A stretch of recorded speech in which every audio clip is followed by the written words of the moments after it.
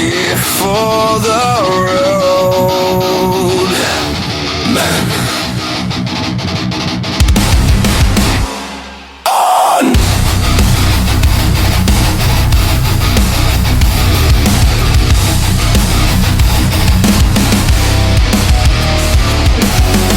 Overcoming adversity, learning from scars, falling, getting back up again. Overcoming adversity, Stogie for the road, Stogie for the road, Stogie for the road, Stogie for the road, Stogie for the road. What is going on, everybody? Welcome back to another episode of Stogie for the Road podcast. I'm your host, Stogie, a.k.a. Sean, and like always, I'm happy as I'll get out to be here to spend this day with you. It's a beautiful Saturday out here in Washington State, and you know what, guys? After an entire winter and fall and spring of nothing but rain and gray and nasty and just weather not fit for man nor beast, it's nice to have a nice good old-fashioned scorcher outside. I mean, it's hot. It is so hot. It's been a crazy week, guys. It has absolutely been nuts. I've had problems here and there that I've had to field throughout the week. I had to do some work on the old Harley, and I went out and actually said to hell with it, and I bought myself a new ride.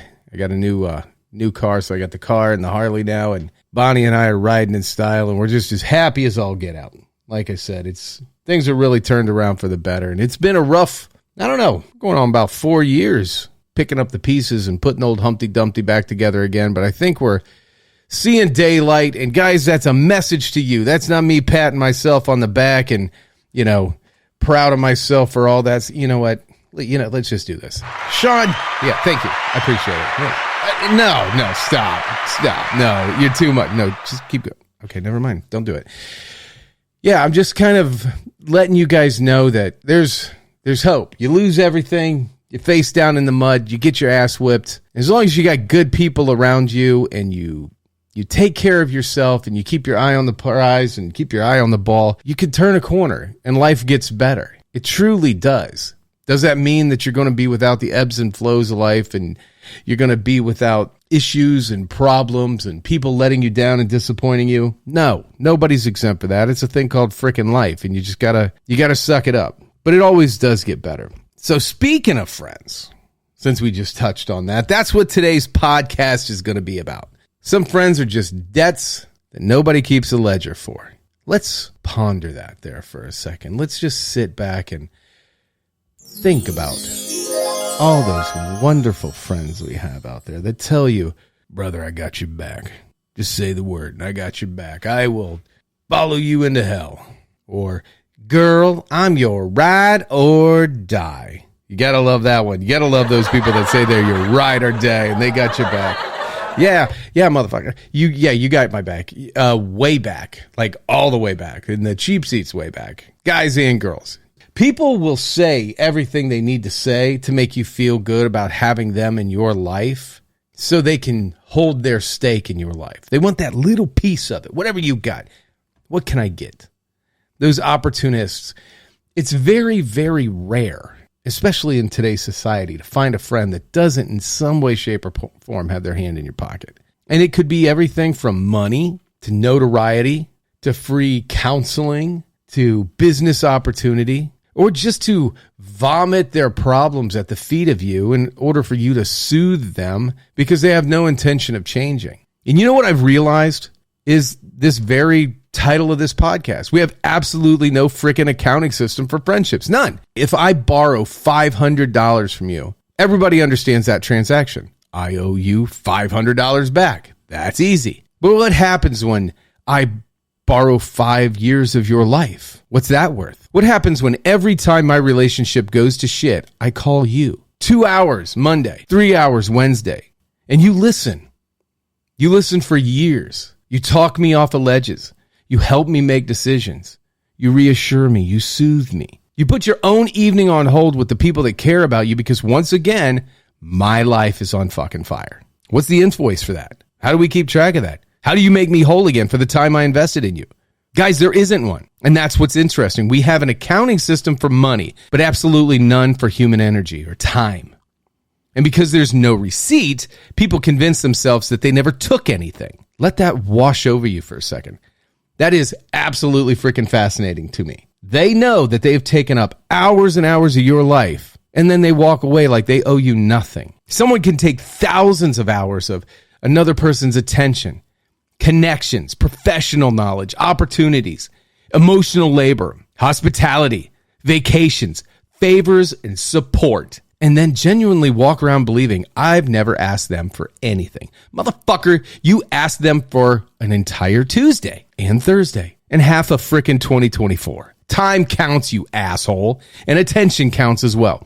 Your problems occupying somebody else's nervous system counts. We just don't have a currency symbol for it. Those same people will sit there and keep a damn Rolodex of financial transactions between you and them, and then when you decide to pull back or you decide to say, I don't want to be friends with you anymore, they decide to pull out their receipts. Oh, okay. Well, here's the thing. They don't steal money. They steal bandwidth. And I talk about bandwidth all the time. Joe Rogan talks about it all the time. I start out my day with 10 units of bandwidth. I am not giving you 9.5 of them. And that's where friendships get really fucking weird. Because some people aren't thieves in the traditional sense. They don't steal your wallet. They steal your bandwidth, your emotional energy. Every interaction comes with homework. They call, and now somehow you have a problem. They call, and now somehow you have a problem. Man, think about that. You ever know somebody like that? The phone rings. Now you look at your screen and your nervous system goes, ah, shit. That's your body checking the caller ID before your brain has finished lying to you about how much that friendship costs you. You answer, hey, what's going on? Like you don't freaking know already. There's going to be a situation. There's always a situation. Absolutely always going to be a situation. You could set your watch to it. Nobody calls you at 9:47 at night to say, everything's fantastic, just wanted to respect your evening. No, something has happened again. Somehow, the person who's had 46 emergencies this year still believes they're experiencing extraordinarily bad luck. They think it just popped out of the ether and it's just something new. No, you're literally right on brand for what everybody knows of you. At some point, I don't think lightning is striking you anymore. I hate to break that to you there, sugar. I think you're carrying a lightning rod, honestly. You're walking around during a thunderstorm with freaking tinfoil underpants on. And eventually, you've got to ask yourself, are bad things constantly happening to this person? Or is this person somehow involved in manufacturing these bad things? Because there's a difference. If everywhere you go, there's a fire, eventually, I'm going to check your pockets for matches. I'm sorry. I might love you, but I'm sorry. I think you're an arsonist. Then we have the people out there that confuse longevity with loyalty. Well, I've been here for 20 years. I'm like a boil on your ass. I ain't going anywhere. I'm her ride or die, or I'm his homeboy. Yeah, okay. Well, let's unpack that, shall we? And that's the part that really got me thinking. We judge friendships on duration, not quality. I've known her for 20 years. Okay. Why is that automatically evidence of quality? We've all had shit in our garage for 20 years. We all have stuff we've been carting around for 20 years that we look at and going, I got to get rid of that shit. It's taking up space. That doesn't make it valuable, especially when it comes to some energy vampire. There's probably a fucking extension cord in my garage right now that hasn't worked since, I don't know, freaking Clinton was in office, but I still keep it and I don't know why. But apparently if it were a person, I'd have to keep inviting it to Thanksgiving dinner. I don't know. It's crazy. We've been through so much together. Yeah, maybe you've been through so much together because this motherfucker keeps causing this shit. Can't you make that connection? Did anybody consider that? Maybe longevity isn't proof of loyalty. Maybe sometimes it's proof that one person has an extraordinarily large tolerance for bullshit, and the other person's just surprised they're still here. That's a very different resume. And then there's this phrase, they've always been there for me. Well, really? Have they? Or have they always been around? Those aren't the same thing. Presence isn't geography. Friendship isn't contribution. You got the friend that's always around when your life goes to shit because they know eventually their life's going to go to shit again, and they're going to call in that favor. Is that friend there when things are good? Are they cheering you on when you're succeeding? Oh, we don't ask that question, do we? A houseplant has been in my living room for 8 years. I'm not putting it in my will. What has this person actually brought into your life? Not what they have needed from your life. What have they brought? Have they brought peace? Have they brought opportunity?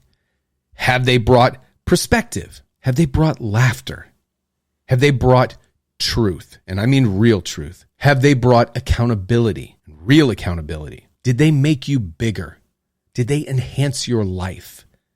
Or did they drain it? Did they make you feel like you could achieve anything? Or did they just give you a reoccurring role in their personal fucking emergency department? Because there are people who make you feel important by constantly needing you. And that's just a painful reality. And that's where this honestly gets psychologically nasty, in my opinion. The drug isn't always being used. Sometimes the drug is being needed. That's the part nobody wants to admit, like ever. Because users require somebody willing to be useful. That's the dance. One person says, nobody ever helps me. Another person says, don't worry, I got you. Boom. Perfect toxic marriage. Perfect toxic friendship. There's nothing romantic about that. A psychological marriage. Gross. One person gets rescued, the other person gets significance. And everybody feels good until somebody gets exhausted. And they always get exhausted. That's why intelligent, successful, generous people can stay trapped in one-sided friendships for decades. It's not because they're stupid. They're getting something too. They're getting identity. I'm the dependable one. I'm the successful one. I'm the person everybody calls. I'm the one who fixes shit. I'm the one who knows what to do. Yeah, that all feels good until you realize you've accidentally trained an entire village of adults to bring their garbage to your freaking house. And now you're standing there wondering, why does everybody need something from me? Because you keep inviting it there. You keep allowing it there. Because for 20 years, you put a sign over the door saying, free shit. Ask inside. That's the profound part you got to wrap your head around. Sometimes the hardest boundary isn't telling somebody else to stop talking. It's admitting, I've been volunteering to be taken from. I've been volunteering my time, my emotional bandwidth. Not because I deserved it. Not because their behavior was okay. But because being needed scratched something inside of me. And if I don't understand that, I'll get rid of one user and hire another one by freaking Christmas. I guarantee you. You'll go out and replace them immediately. That's growth. Not everybody used me. Now, granted, they're definitely using you. I'm not negating that. But growth is, why did being useful become one of the ways I've proved myself as lovable? Why am I hustling for my worth? Well, now we're getting somewhere. Because maybe you've spent your whole life believing being indispensable was the same thing as being valuable. It's not. Being valuable means somebody wants you. Being indispensable can just mean that you've made yourself really effing convenient to users. Those are two very, very different things. Now sit with that for a second. Success is where friendships get weird too, by the way. You become successful in whatever field you're in. People look at that, I think, inherently sometimes as an opportunity to say, I need to get close with them because, like I said before, I want a little piece of that. You see, success is where friendships get weird. There's something incredibly uncomfortable about envy. Most people don't envy strangers. Think about that. I'm not sitting here furious because Elon Musk has more money than me.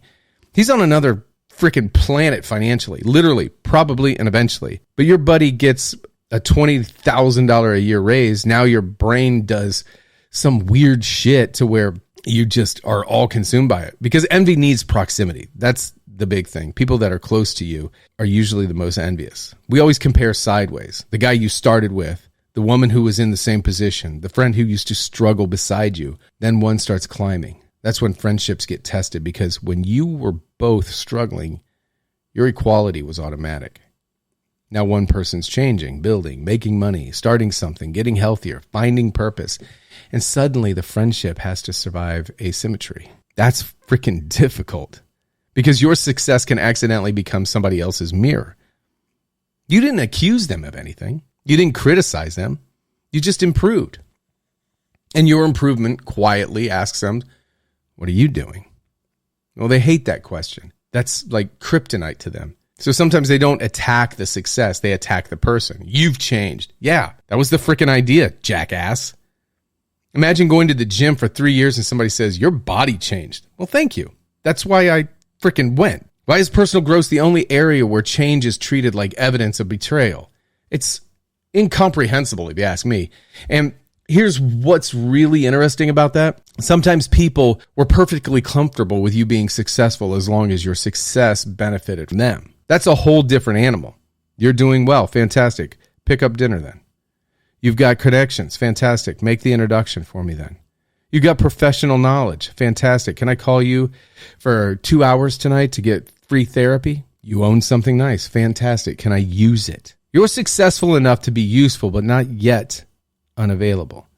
That's the sweet spot for them. But then you start building something bigger. Now your time matters. Now your attention matters. So you start saying, I can't tonight. I don't have time. I need to work. And all of a sudden, you've changed.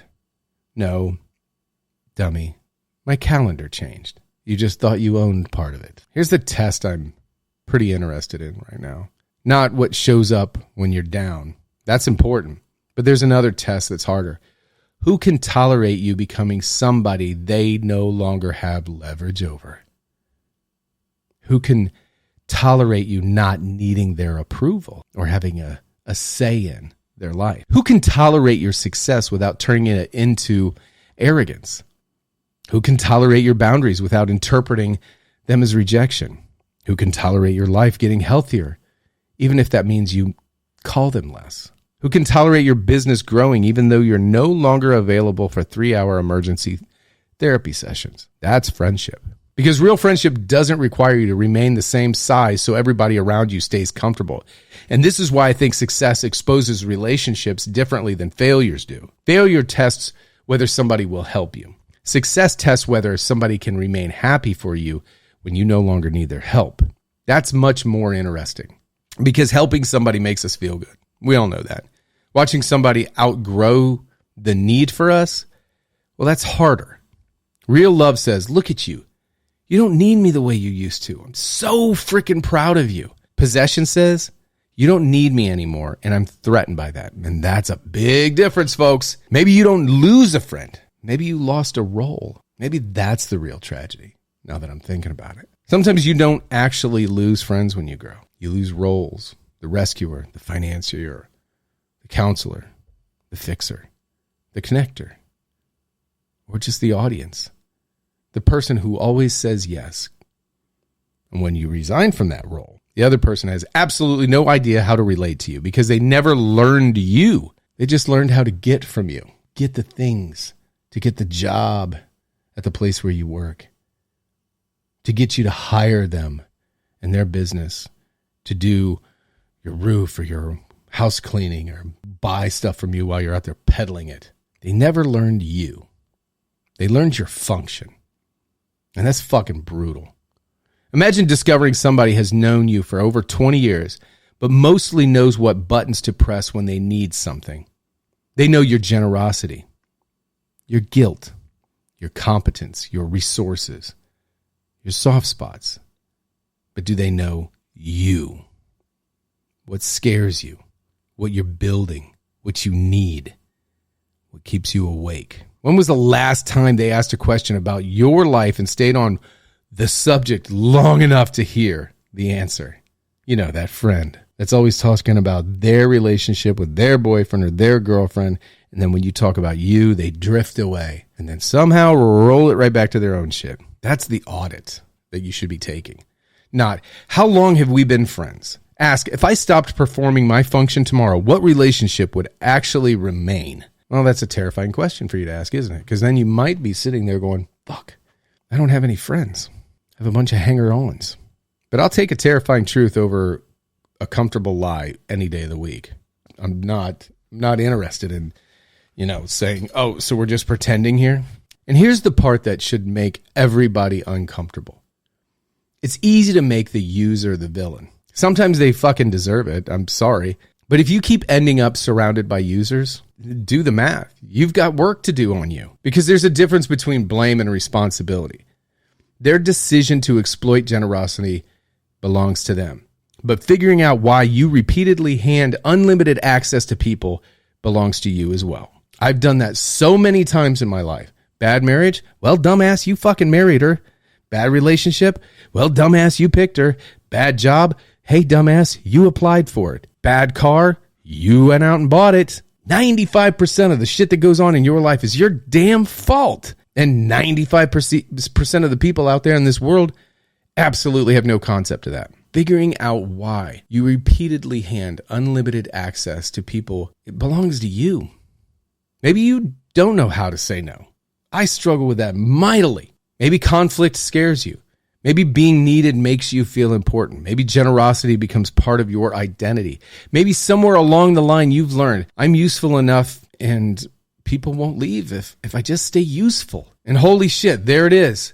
Because now we're talking about you. We're not talking about shitty friends anymore. Maybe you weren't fixing every problem because everybody needed you to. Maybe part of you needed everybody to need you. And that is so uncomfortable. I am a absolute violator of it. Good. That's where the useful shit usually is anyway. Because otherwise you just cut off Karen and replace her with Jennifer. Different haircut, same fucking relationship. Nothing changes until you change. I've had this so many times in my life. Why is this relationship like this? Yet my brain lights up when the same problem comes across my desk. And instead of learning from what I've been through, I belly up to the bar once again. My life truly didn't change until I started getting confrontational with myself. It didn't get better until I said, whoa, dumbass, Mr. Sean, you did this. You chose this. You put yourself there. If you stayed home, you wouldn't have had that issue. If you stayed away from that person that you dreaded, you wouldn't have that issue. If you would have just said no, you wouldn't have that issue. So maybe the goal isn't learning how to identify every user. Pause. So it starts with us. It absolutely starts with us because we make the choice to have these people in our lives. But I got a word for the people on the other side. Now, I've spent plenty of time talking about the person who allows this shit. Let's talk about the other person, shall we? Because some of you listening to this aren't the exhausted friend. You're the reason they're fucking exhausted. And frankly, I think there are a few that know exactly who we're talking about. But I digress. And maybe nobody has ever had the nerve to tell you this. So allow me. If you've spent years treating somebody else's generosity like part of your personal benefits package, you need to hear this. Your friend's success is not your resource. Their money isn't your money. Their professional knowledge isn't your free counseling service. Their connections aren't your Rolodex. Their house isn't your vacation property that you can roam freely through. Their generosity isn't your entitlement. And their freaking telephone isn't a dumpster where you get to unload every problem you refuse to solve yourself. At some point, now this is going to sound harsh, at some point, you're going to have to grow the hell up and handle your own shit. Okay? Are we clear? Do I need to say it again? Because I will. Grow up and handle your own shit. Because there's something incredible about people who constantly need help. They develop amnesia about the help. You can give somebody 10 favors and eventually they don't remember 9 of them as favors. They remember them as normal. That's what you do. That's what you do. You do for me. I don't do anything for you. And then all of a sudden you don't do number 11 and suddenly you're an asshole. Suddenly people have to watch out for you. Think about how insane that is. 10 acts of generosity become invisible, but one boundary becomes unforgettable. That's entitlement. And entitlement is what happens when gratitude has a short fucking memory. You don't get credit for needing somebody. So take your entitlement and ponder that for a little bit. Really marinate. Am I entitled? Am I full of shit? Or am I a con artist? Here's another little uncomfortable nugget for you. Some people genuinely believe the amount they confide in somebody proves how close the friendship is. Oh, everybody's learned this hard lesson. Sometimes it just proves you talk a lot. Your value isn't the amount of words that you speak. Your value isn't how many empty, I'll apologize, whatever you need, I'm sorry horseshit is. There's no value in that. Dumping every relationship crisis onto somebody isn't automatically intimacy. Sometimes it's just outsourcing emotional regulation. You just can't handle your shit. So, hot potato, wake up. You're on duty. I know you didn't ask for it, but here you go. You've got the same boyfriend problem for 10 years, 20 years, same relationship issues for years upon years. And at some point, your friends, they don't have any new advice for you. You just don't listen. Look, asshole, we've covered this material. We've had the lecture. We've done the lab. We've taken the frickin' final. And you keep it re-enrolling in the course. And now you're calling your friend like she's the dean. What do you want her to do? Your friend knows that you are going to keep doing this shit. It is wasted breath. If you ask somebody for advice 17 times and ignore it 17 times, you're not looking for advice anymore. You're looking for an audience, for somebody to soothe you. That's different. And eventually that friend isn't helping you solve your life that you keep fucking up. She just stopped being forced to watch you repeat it. He's absolutely washing his hands of your just absolute nonsense. Your boys are just going, buddy, I got my own problems, because that's how guys respond. The whole thing is just exhausting. And don't call it loyalty because you've known each other forever. Just cut the shit. This one absolutely drives me insane. I've known him for 30 years. I've known her for 25 years. Congratulations. The fucking pyramids are old too. Nobody's dying to live there. Age is not evidence of quality. What did you do with those 25 years? Did you reciprocate the loyalty, love, and guidance and friendship and all the things? When somebody opened their wallet for you, did yours ever open as well? When somebody supported your business, did you support theirs? When somebody created an opportunity for you, did you ever think, how can I create one for them? When somebody listened to your problems for hundreds of hours, did you ever shut the fuck up long enough to notice they had problems too? That's friendship. Reciprocity doesn't mean keeping score. It means eventually realizing there are two people playing. And if one person has been pitching, catching, batting, selling tickets, and cleaning the fucking stadium afterwards, you're not on the team. You're sitting in the stands. The most dangerous user doesn't think they're a user either. And that's the part I absolutely find fascinating. The cartoon version of a user knows exactly what they're doing. Most people aren't cartoons, though. The most dangerous version genuinely believes they're a great friend. They truly do. Because they're confused with affection and contribution. They can't differentiate the two. I love her. Okay, well, what does that love do? It's because you can love somebody and still drain the shit out of them. You can care about somebody and still be selfish. You can have a wonderful memory with somebody and still have developed an absolutely parasitic relationship with their generosity. Your intentions don't erase the effect you have on people. They just don't. Sometimes you need to stop asking, did I mean to hurt somebody? And start asking, what has it been like to be my friend? Ask yourself that. What has it been like to be my friend? Jesus Christ. Imagine if everybody actually asked themselves that question. Not, am I a good person? Everybody thinks they're a good person. Ask, what does somebody have to carry in order to stay close to me? My emergencies, my financial problems, my relationship drama, my jealousy, my resentment, my constant need for reassurance, my inability to take responsibility, my expectations that everybody else's resource somehow become communal property when I need them. What's the cost of admission to being my friend? That is a fantastic question worth sitting with, but nobody does. And here's the part where I really lose my damn patience. Don't spend years benefiting from somebody and then resent them when they finally start building a life that doesn't revolve around rescuing you. Don't do that.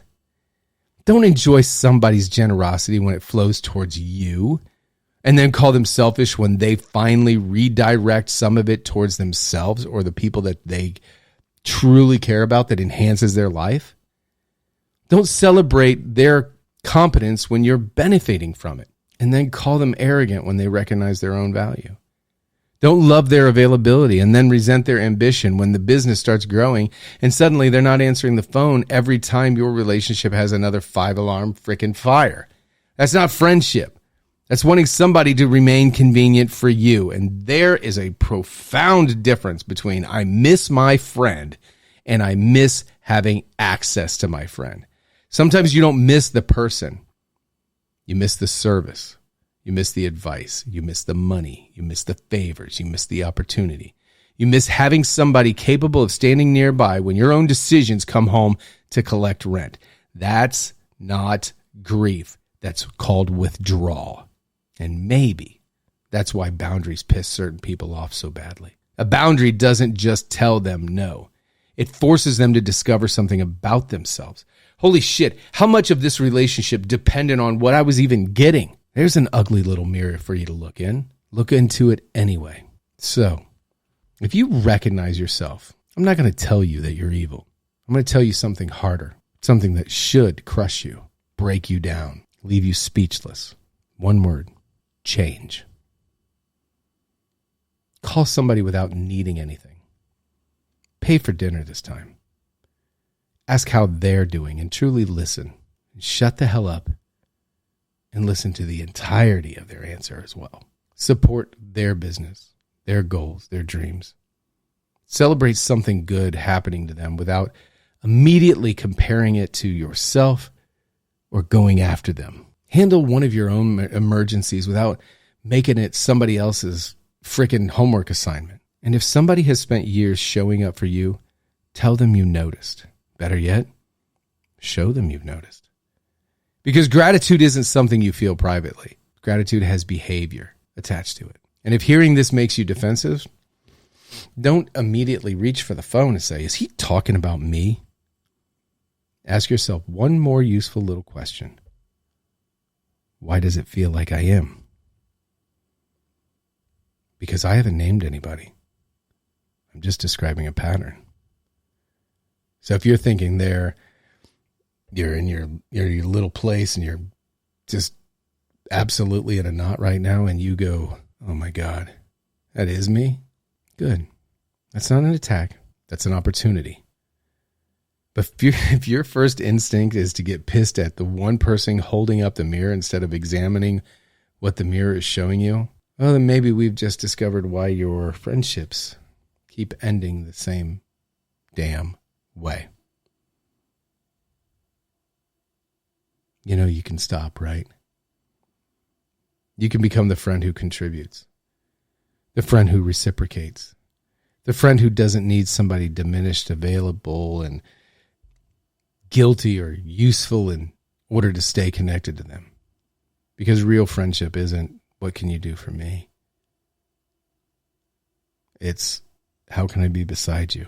And if you've spent years confusing those two things, then there's no better freaking day than today to actually learn that difference. So here's where I want to leave this. Because I don't want you walking away from this episode thinking, fuck everybody, trust nobody. That's cheap wisdom.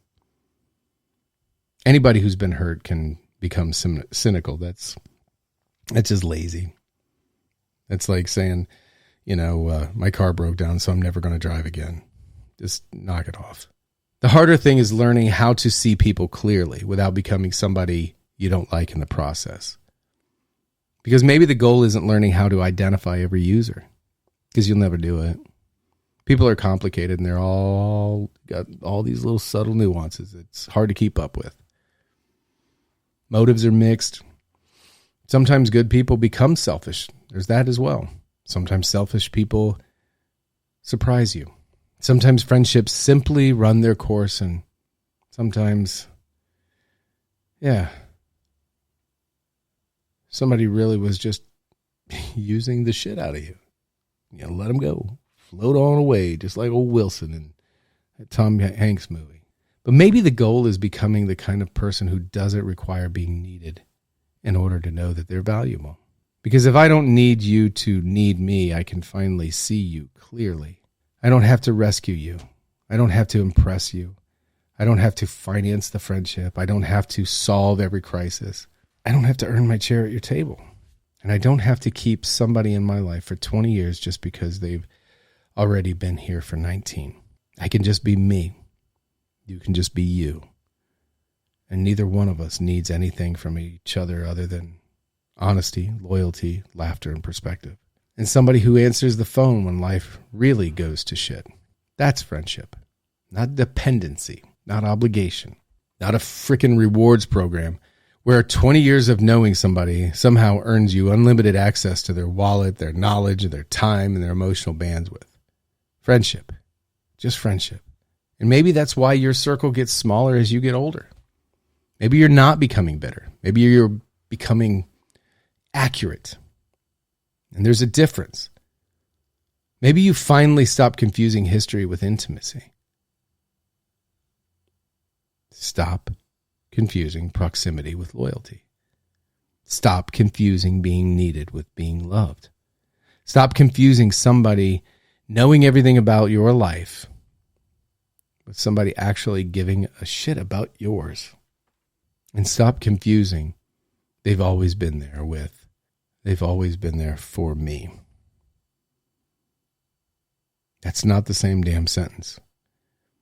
And once you understood that, you don't need some dramatic purge and all these Instagram witty quotes and all that bullshit. You don't need a Facebook announcement. You don't need some vague meme about cutting off negative energy. Jesus Christ, please don't do that. Please.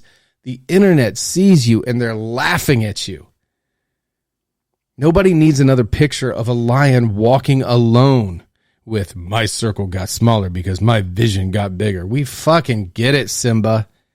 Just live differently. Stop performing that same role.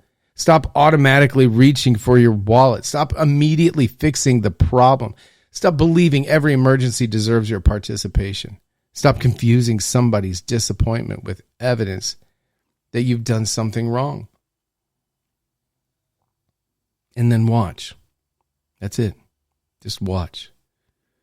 Who still calls when there's nothing that they need?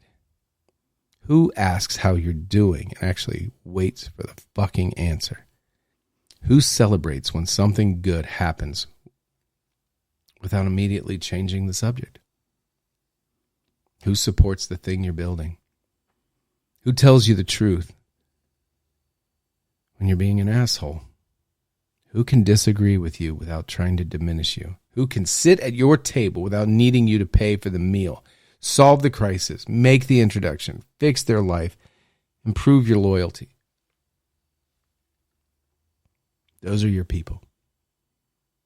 Protect those motherfuckers. Because they are very rare. And everybody else, maybe they're not evil.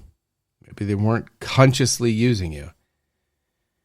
Maybe the relationship simply worked until you stopped doing the job you were never supposed to have in the first place. And that's so sad. But there's something even sadder. Spending another 20 years doing a job you were never hired for just because you're afraid of finding out who quits when you stop. And that's the line. Because eventually you've got to ask yourself, how much of my life am I willing to spread purchasing relationships with pieces of myself? An hour here, a favor there, $1,000 over there. 3 hours listening to the same relationship problems we've discussed for 47 freaking years. It's just insane. Another opportunity, another rescue, another don't worry, I'll handle it. Eventually, what's left for you? Your family, your business, your purpose, your future, thing you're trying to build before your time here runs out, because that's the currency nobody refunds. Time. Money comes back. Opportunities come back. You can rebuild a business. You can replace a possession. but nobody has ever received a freaking reimbursement check for 10 years of their life. And that's why I am so becoming increasingly protective of mine. I can't even explain it. I'm not selfish, protective. There's a difference. I want to build things. I want to create things. I want to leave something behind. I want people I love to know that when I showed up, I was actually fucking there. Not mentally exhausted because I've spent the entire week running somebody else's emotional roadside assistance program. And then maybe that can be the real definition of maturity. Realizing that every person you rescue, every crisis you adopt, every relationship you maintain out of guilt is competing with something else for the finite amount of life you've been given and that you have left. Everything costs something, folks, even generosity, especially generosity. So spend it wisely. And if you're listening to this, wondering whether somebody actually loves you or just loves what you do for them, don't ask them. Don't accuse them. Don't test them. Don't play little games with their brain. Just become a little less useful or not useful to them at all. And a whole lot more of yourself. Then watch what survives. Because the people who love you won't need you to stay exhausted for them to stay comfortable.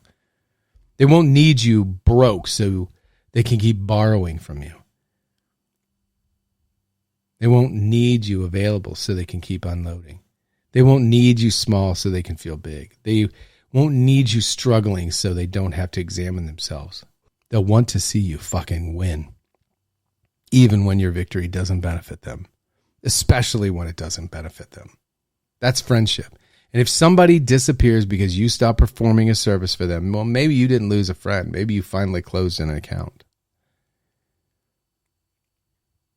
And here's the question that I'm going to go ahead and leave on the table tonight.